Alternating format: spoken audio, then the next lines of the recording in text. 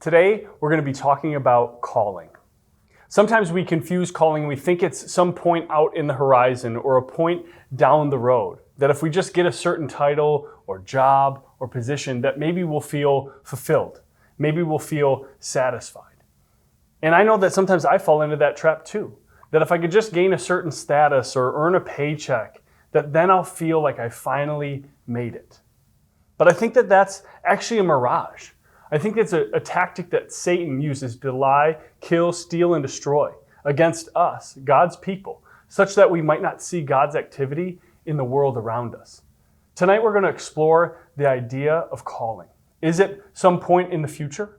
Or is it something that God is doing within us, that now we can live in the world around us with our calling? My name is Austin Barnett, and I'm currently serving here at the chapel on our community team. And I'm Korinne. I'm a UB resident physician at UB's residency program. And we've been married now for 2.5 years, so we've been learning a lot about each other. And this is a topic that we just keep coming back to. So I'd like to ask you today, what if you're more than your job title? What if you are more than your job description, your benefits, or your pay? What if your faith and your work didn't have to look separate? What if you were more than your success and more than your failure? What if you could get up every day with an incredible purpose where you would know it was worth it, despite what your job might be or a lack thereof a job? Ultimately, it's not hard to see that the world around us and the people around us are discontent, unsettled. And maybe this is because we're putting too much emphasis in work. We find ourselves striving for something that never actually fulfills. We must take a step back and realize that this world that we're living in, this culture that we're living in, is unsettled. And it doesn't take much. Researchers have coined the term the Great Resignation. The Great Resignation is back in 2021. And over 47 million Americans quit their job. This was the highest ever until 2022, when over 50 million Americans quit their job. Many citing that they left their job because they wanted to go to a better position or a better job somewhere to make more money. And now new research is saying that over 80% of these people regret that decision. Or a Gallup poll talks about silent quitters. Now, if you're wondering what silent quitters are those who do the bare minimum at their job. They don't try to achieve more or better the industry that they find themselves in. They have a job job, but they don't operate in their calling. They just operate at status quo. And this Gallup poll says that 50% of all of the workforce are silent quitters. Additionally, you could look in the U.S. benefits trend study, and it shows that job satisfaction is at a 20-year low, with 70% of people intending to be with their company in 12 months, which means the next time you go to work, if you look around the room, 3 out of every 10 people you see don't intend to be with your company within the next 12 months. Now, maybe you're asking yourself, why all this talk about work? Isn't this supposed to be a talk on calling? Well, for one, the average person will spend 90,000 hours of their lifetime at work. And secondly, we believe that for the majority of people, their identity is completely wrapped up in their work. That's why whenever you meet someone new, the conversation usually goes like this. Hi, I'm Korinne. What's your name? Austin, pleasure to meet you. Nice to meet you. What do you do for a living? What do you do? Work is often conflated with identity, but work in and of itself is not wrong. We see that in the creation narrative in Genesis 2, when God says, "Let me take Adam and put him in the Garden of Eden to work it." And let us not forget, this was before the fall. Your job might feel like it's part of the fall, but in reality, your work in general is not. It's easy to think that our job is a result of the fall, but often it's because of the anxiety that's wrapped up in that question. And we ask ourselves questions all of the time, don't we? So maybe you're in high school and you're asking the question around, should I go to college? Or should I not go to college? And if I go to college, should I choose a major based upon its one-day potential earnings? But we all know the questions don't end there. Once we are in college, we begin asking different questions. Questions like, when I get out of college, where will I get a job? Should I just take the job that gives me most money, or should I take the job that would give me the most satisfaction? And then we're in the workforce and we're still asking questions. We're asking questions like if I get a promotion, should I take it, even though I know that it might not fit my gift set? Or if I get called from a different company to join them, should I just take it because it's going to give me more money, even if it means ripping myself of my relationships or my family relationships and moving across country? These are all questions that we begin to ask ourselves. Maybe for you, there's shame when we talk about work because you don't have a job right now. Maybe your company had to downsize and they had to lay you off. Or you've just had a hard time getting back into the job market. Or you're retired and you feel like you're not contributing to the world like you once have. Maybe for you, you're a single parent or a stay-at-home mom or stay-at-home dad. You feel maybe misunderstood.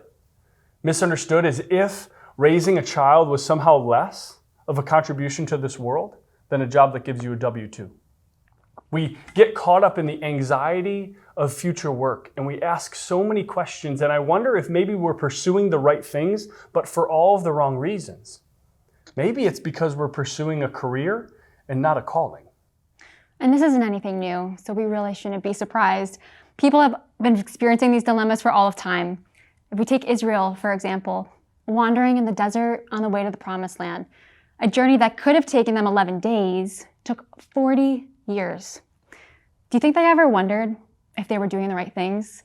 Do you think they ever doubted what their purpose might be? Of course they did.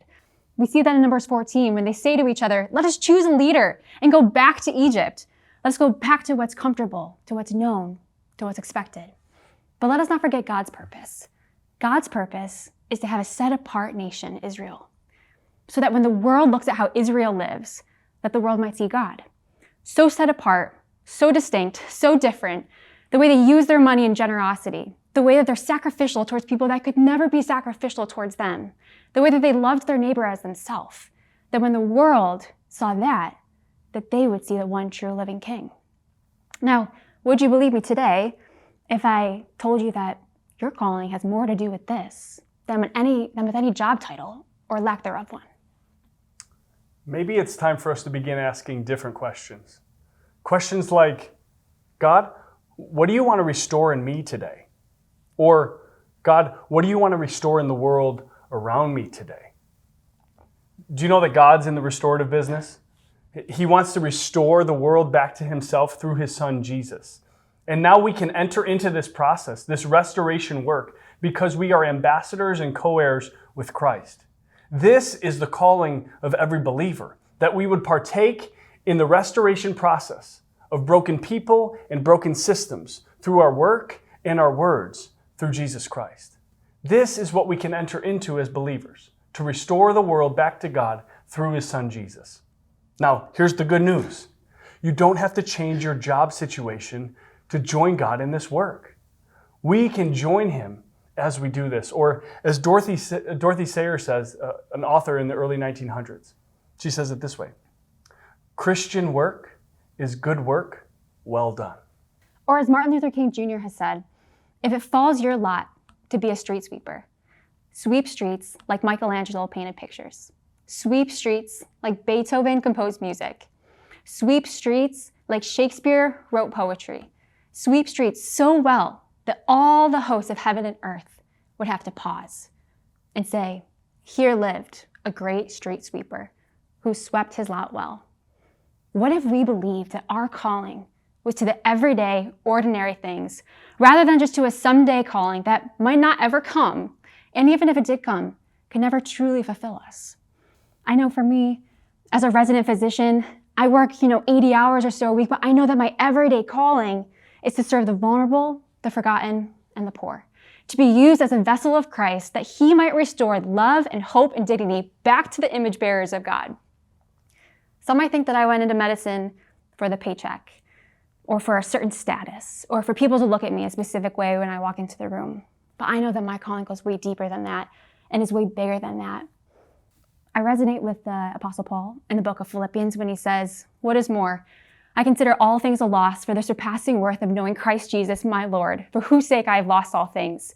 For I consider them garbage, that I may gain Christ and be found in him, not having a righteousness of my own that comes from the law, but that which is through faith in Christ. My everyday calling started when I was in the 8th grade. on a class field trip to downtown Rochester, we literally washed the feet of the poor. It was in those moments that I realized I didn't want to someday wait for my calling to serve those in need, but I began viewing my calling as an everyday calling to serve the vulnerable, the forgotten, and the poor. And maybe you're thinking to yourself, well, that sounds like a lot of pretty words, but what does that actually look like? Well, for me, it looks like sitting at the bed of a woman who is a widow, who's a mom, who's sick, whose kids are far from her when she's scared and sick in the hospital. It looks like being in the emergency room with a woman who's actively withdrawing from alcohol and getting to pray with her and getting to remind her that God has purpose and loves her, even when she doesn't feel loved by him, when she feels like she's too far gone. It looks like being in the ICU with someone whose heart stopped, who shouldn't have made it, but did, and looking at them and telling them that they are a living miracle and that they have purpose left on this world. And then getting them to reflect and them coming up with their own idea that maybe I should be nicer to my son. Or it looks like being with kids, 5-year-olds, getting on the ground with them and getting into their mind and understanding what's important to them. So it puts both them and their parents at ease while we try to figure out what's making them sick. I know for me, my everyday calling is not to status, it's to service. I know my everyday calling is not to just hold the title of doctor, but it's to be a faithful daughter to the King. And for me, my everyday calling is to equip and invest and inspire others to live a holy, disciplined life. You know, I work at a church, so some people think that I just work on Sundays or that I just put events on or create opportunities for people to serve their church in their city. But my calling is much bigger and deeper than that. My calling story goes back to the 8th grade as well. And I came from a more ritualistic church background, and I felt like I had to conform to this mold. And it wasn't until my youth pastor in the 8th grade showed me what true faith is, that I didn't need to conform to a certain mold or make sure I followed a certain set of rituals, but instead I needed to enter into a relationship with the God of the universe. And this changed everything for me. I began to see faith in a new way, and it became alive. It was less religion and more relationship. And I knew from that day on that that would be my endeavor in life as well, that my everyday calling would be to allow other people to see that this relationship with Jesus can change everything. So for me, what that looks like is spending multiple days a week with young men and being able to invest and equip and inspire them to live on mission for what God has in their life. It looks like getting up at 6 a.m. in the morning to meet a group of guys at Panera. And we have a Bible study on Wednesday mornings. This is all what it looks like to daily follow Jesus as I look to equip and inspire and develop others towards a holy, disciplined life. This is my everyday calling. So the question tonight for you is, what's your everyday calling? What is your everyday calling? And what does that look like? Ultimately, your everyday calling is not to stockpile wealth. Your everyday calling is to live generously out of the abundance of a generous God, King Jesus. Your everyday calling is not to productivity, but to the presence of Christ. Your everyday calling is not to the hustle of this world, but to the rhythms of grace that Jesus gives to each and every one of his believers. Your everyday calling is not to pursue that next job or paycheck. Your everyday calling is to pursue and chase after Jesus. Your everyday calling is not to earn a degree. Rather, your everyday calling is to understand the spiritual giftedness that the Spirit has given you and contribute to the world around you for the glory of God and the good of others with it. And parents, your everyday calling is not to raise a successful child. Your everyday calling is to raise a disciple of Jesus. Your everyday calling is not to a big house in a quiet cul-de-sac. Your everyday calling is to be the salt and light of Christ to the neighbors that God has specifically placed in your midst. Your everyday calling is to not create this image like you have it all together. Your everyday calling is to be honest and authentic to God's work in your life. Your everyday calling is not to proclaim one thing on Sunday morning and then to live completely differently on Monday morning or on Friday night. Your everyday calling is to let the Spirit of God infiltrate every aspect of your life and to be obedient to his calling and to his leading. Your everyday calling is not to success.